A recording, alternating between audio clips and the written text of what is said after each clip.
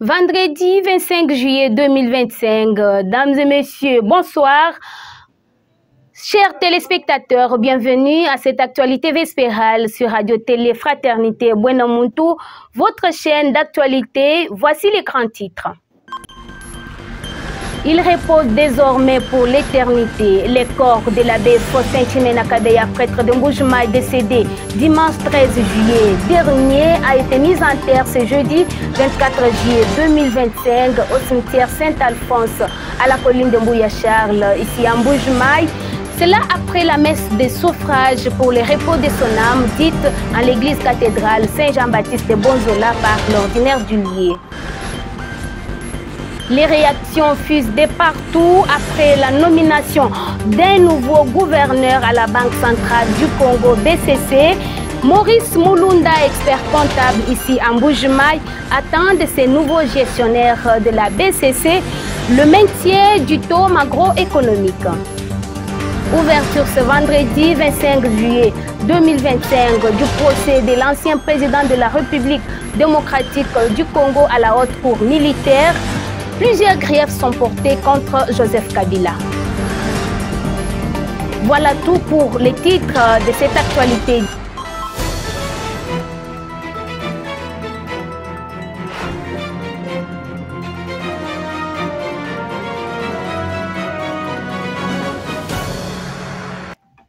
Je le disais tantôt, le corps de l'abbé Faustin Chimena Kabeya, prêtre de Mbujimaï, a été mis en terre ce jeudi 24 juillet 2025 au cimetière Saint-Alphonse à la colline de Mbouya Charles. Cela après la messe de suffrage pour le repos de son âme, dite en l'église cathédrale Saint-Jean-Baptiste de Bonzola par l'ordinaire du lieu, Monseigneur Emmanuel Bernard Kassanda. Reportage, Crispin Théo, Kalombo Lupemba. C'était avec émotion et consternation lorsque le corps inerte de l'abbé Faustin Chimena Kabeya, exposé pour la dernière fois à la cathédrale Saint-Jean-Baptiste de Bonzola, recevait les derniers hommages de son clergé et de sa famille biologique. C'était lors de la messe d'enterrement que présidait le père évêque, Monseigneur Emmanuel Bernard Kassanda, qui était entouré de 77 prêtres et 7 diacres. Parmi eux, les 2 vicaires généraux, Monseigneur Grégoire Chimena et Jacques Kabenyele, ainsi que les 2 supérieurs majeurs des frères mineurs et des frères Francis Trinitaires, les pères Nicodème Mwambata et Fernand Augustin Mouloaï. Dans son homélie, l'abbé Cléophas Mujikantumba a brossé de manière succincte ce qu'a été l'abbé Faustin Chimena, un homme pacifique, doux, sensibilisateur et respectueux. Faustin Lutulu, uvani tema, uvani kanemu, uvani mutumika, ni jisumika nji. Kemu waipe, de lukase wakwenza mutumu, mwaba wonsu, waba mutuma.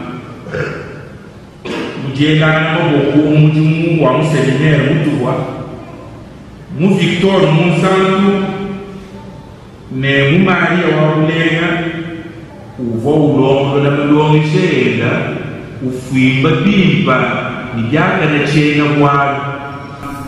Il a ensuite invité les fidèles à éviter les médisances et les affirmations gratuites sur ce que l'on n'a pas de maîtrise, mais d'être des chrétiens dignes de leur nom.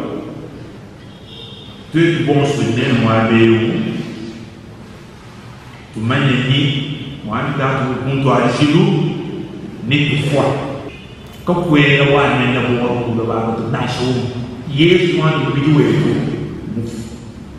kaji mana kutunzulira chibi cyalipatu bitufwa moyo akashintu sana kuwelani kali kwa tuzi kumwele sana beti ya mtu kaseje yewe Yesu Kristo kinji kaseja mafi kaseja kusonga jamaa kaseja kwapa maro bana kitu kibatanchi kudamba dosa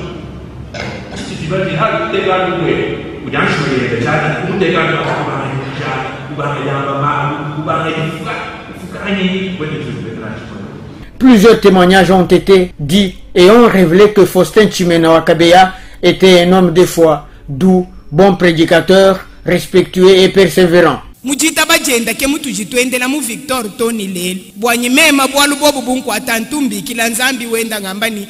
Nzambi wakenda ni Chimena Faustin tuluka wenza bwalu. Utubu wenza munzu bumwanye ni mumalu anyonso antuntuta kena nawe. Jita bajiji kuna shawe wa mufwa. Anyi maweba ikisha mupopole Chimena wetu. Katu wakulekela kukujila to. Makesa haki anjinja jikatumumanye na imusonga lumawajita bajilula. L'abbé Faustin était un homme souriant et comique, compatissant et généreux, non conflictuel et surtout dévoué pour la formation des futurs prêtres.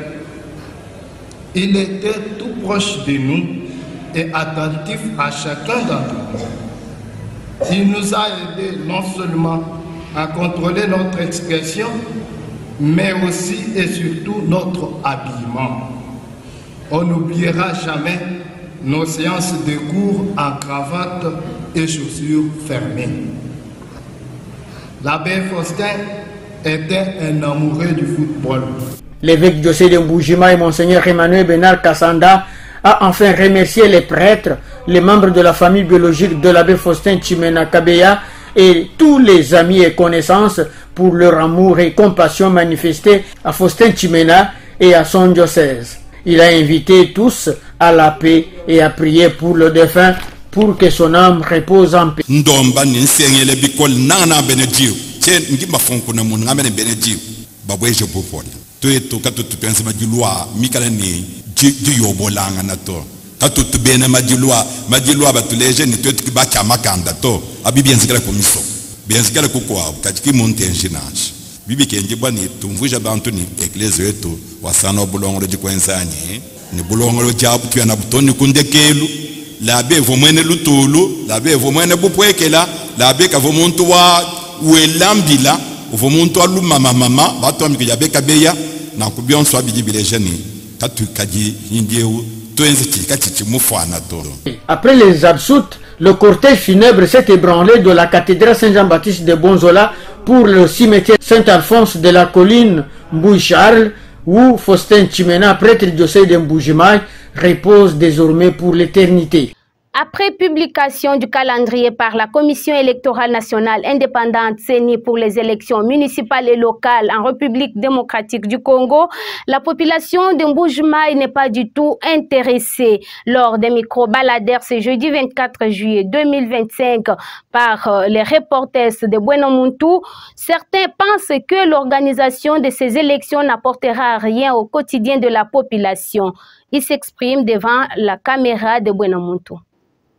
Le calendrier publié, c'est bien, mais si vraiment cela allait apporter une contribution, ça allait vraiment aider la population congolaise, oui. Vous pouvez l'accepter, vous pouvez dire oui, ça va, ce sont des bonnes initiatives. Mais à mon humble analyse, je trouve que le système est le même. Que les bourgmestres, que les conseillers, qu'ils soient nommés, qu'ils soient votés, bon, c'est le même, hein, parce que vous voyez, on vote quelqu'un aujourd'hui, demain vous apprenez qu'il a volé autant, qu'il a détourné autant, on nomme quelqu'un aujourd'hui, il fait la même chose. Bon, qu'est-ce qui est bon, c'est de voter ou c'est de nommer? Parce qu'on nomme un voleur, on vote un voleur, nous sommes fatigués. Très fatigués, déçus même. Déçus, nous sommes très déçus. Qui est-ce qui est bon? Qui est bon? Qui est celui qui est bon là? C'est celui qui est nommé ou c'est celui qui est voté? Nous avons lu sur les réseaux, bien sûr, qu'il y aurait les élections de conseillers. Parce que premièrement, on avait les conseillers municipaux, comme nous les appelons. Ouais. Maintenant, ce sont les conseillers urbains. Et nous savons très bien que ce sont les conseillers, les municipaux, ouais, qui vont élire les conseillers urbains. Ouais. Alors, nous voyons déjà la représentation de la population. Ouais. Parce qu'auparavant, c'était des nominations qui étaient faites pour des maires, si je peux d'abord enjamber, pour des maires et pour des bourgmestres. Ouais. Mais aujourd'hui, nous voyons qu'il y a quand même certains escaliers à suivre. On a commencé avec des conseillers au niveau municipal et ce sont eux qui vont maintenant élire les conseillers urbains. Et nous savons qu'avec leur cercle, nous aurons encore des bourgmestres et consorts. Donc nous comprenons que c'est la démocratie qui est le pouvoir du peuple, par le peuple et pour le peuple. Et là, les élus vont comprendre que nous ne sommes pas nommés par quelqu'un dont on doit chercher comment cajoler, comment corrompre pour se maintenir, mais nous avons un compte à rendre à la population. Parce que si nous travaillons mal, la population va s'élever, on doit s'attaquer à nos élus et nous serons des fois déchus et on va perdre les pouvoirs. Donc pour moi, je trouve que vraiment cette politique de passer aux élections, c'est vraiment une politique qui respecte la démocratie parce que nous devons avoir les leaders qui sont élus et non pas les leaders qui sont nommés. Plusieurs réactions tombent au lendemain de la nomination de M. André Wameso comme gouverneur à la Banque centrale du Congo BCC. Maître Maurice Mulunda attend de lui la stabilité monétaire et le maintien du taux monétaire. Cet expert comptable s'exprime dans cette interview réalisée par Symphorien Moulenga et Yeroun Wakebak. Pour nous, c'est une bonne chose que cette nomination soit faite à ce moment où notre pays est en train de signer des accords avec, par exemple, les États-Unis, les accords miniers. Il est important qu'à la tête de l'institution, qu'il y ait quelqu'un qui peut peut-être garantir cette confiance dont les États-Unis ont besoin pour relancer l'économie de la RDC. Le gouverneur de la Banque centrale, il est à la tête de l'équipe dirigeante de la Banque centrale. Il a pour tâche, parce que cette tâche rentre dans les attributions de la Banque centrale, en tant qu'autorité monétaire, il sera appelé à piloter la politique monétaire de la Banque centrale. Lorsque nous parlons de la politique monétaire, nous voyons les orientations dans le sens d'assurer la stabilité monétaire, d'assurer par exemple de maintenir le taux directeur de la Banque centrale. Et toutes ces choses-là, c'est pour permettre à ce que l'on puisse assurer la croissance économique et surtout en maintenant aussi les équilibres macroéconomiques. Le changement, nous ne pouvons pas l'attendre de sitôt parce que vous savez, lorsque vous faites allusion à la dollarisation de notre économie, ce n'est pas un phénomène qui date d'hier, ça date de plus de 30 ans. Il faut sérieusement travailler dans le sens parce que la valeur d'une monnaie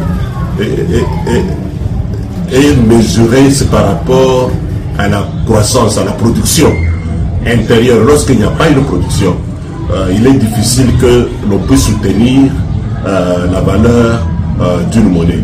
Donc il est là, il va beaucoup travailler. Et comme il y a des nouveaux accords qui sont signés, je crois savoir que cette fois-ci, il y aura des productions made in Congo qui pourront peut-être soutenir la croissance et surtout maintenir l'équilibre macroéconomique. L'Agence nationale pour la promotion d'investissement, ANAPI en sigle, a ouvert ses portes ici en Mbuji-Mayi, dans le Kasaï oriental. Mardi dernier, la cérémonie d'inauguration a été présidée par le gouverneur ad intérim de la province du Kasaï oriental, Dr Augustin Kayemba Moulemena. Reportage Ali Kazadi.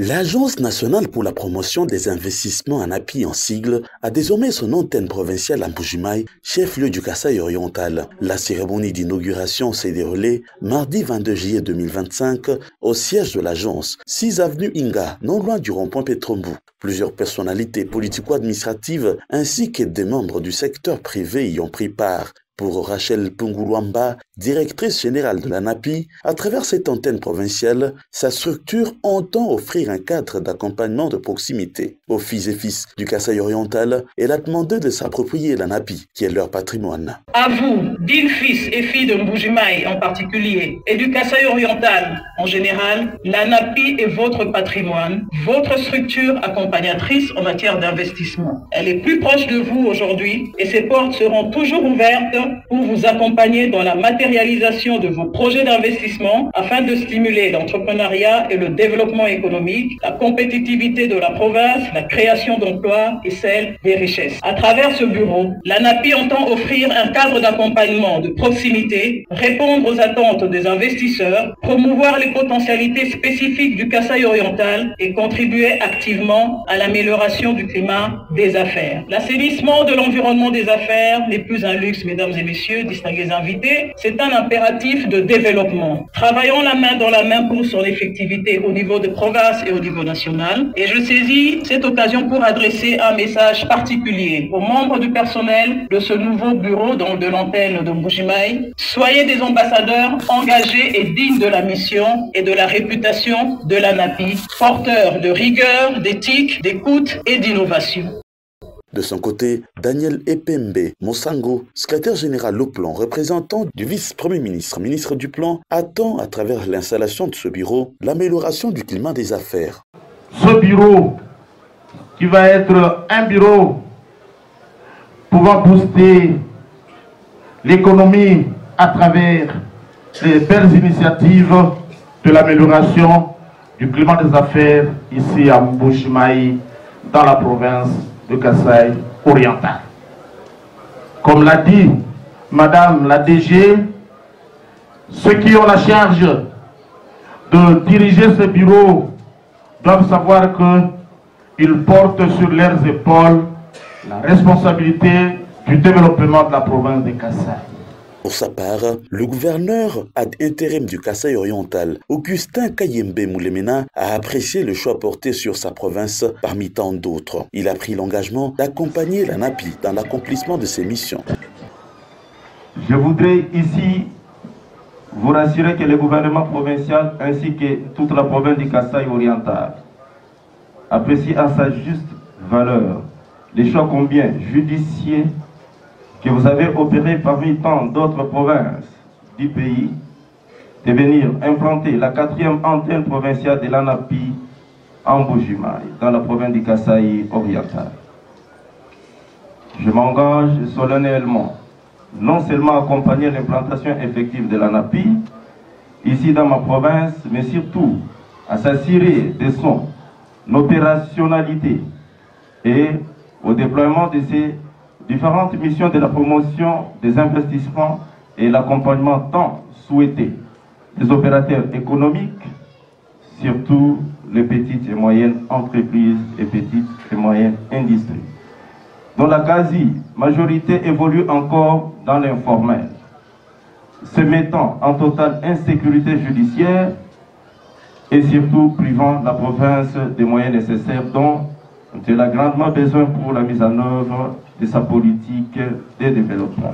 Aussitôt après, s'en est suivi la coupure du ruban symbolique par le gouverneur Aï, qui a également procédé au dévoilement de la plaque inaugurale du bâtiment. Le Kasaï oriental devient ainsi la 4e province du pays à compter une antenne provinciale de l'Agence nationale pour la promotion des investissements, ANAPI.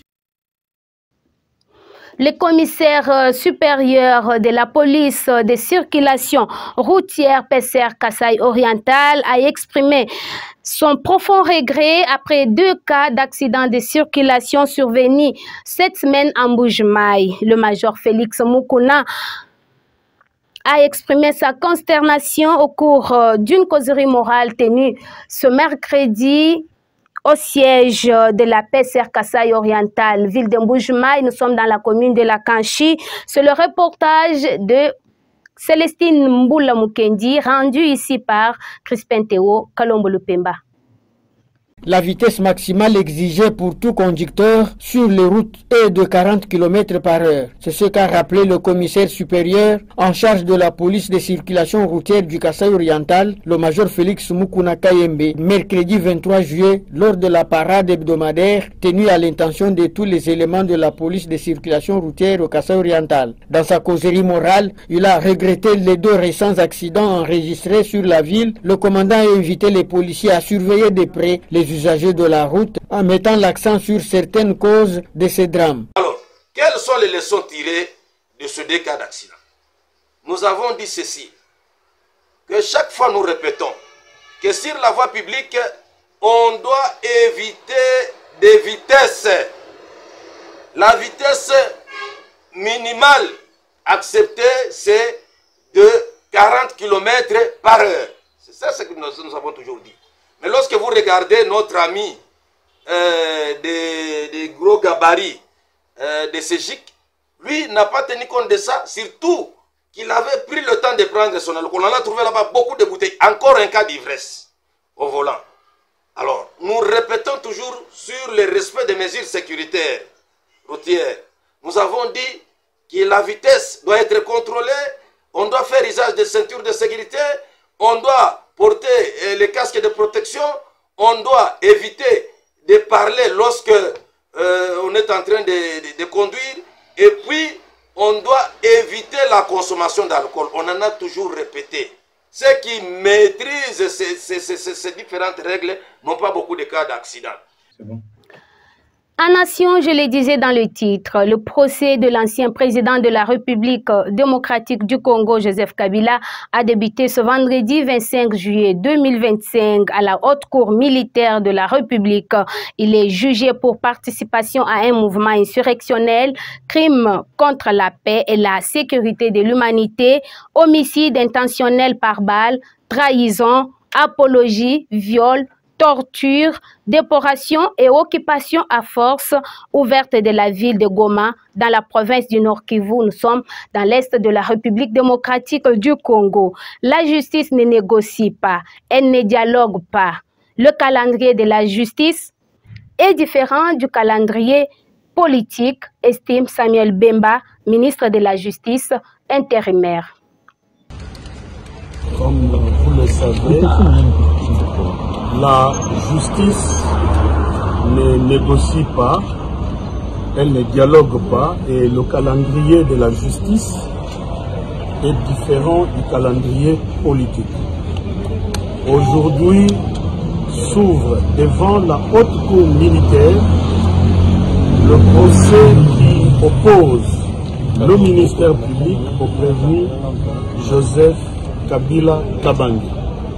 Et il est de notre devoir, en tant que ministère de la Justice, de conduire les avocats qui ont reçu le mandat de faire la constitution des partis civils pour le compte de la République. C'est cela le sens de ce procès pour la République. Maintenant, la justice va faire son travail en toute indépendance et nous connaîtrons ensemble l'issue du procès après. Merci. Et voilà qui met fin à cette grande édition vespérale sur la radio-télé Fraternité. Bueno Muntumbu Jumai. Vous nous avez pris en cours de diffusion. En voici les rappels des titres.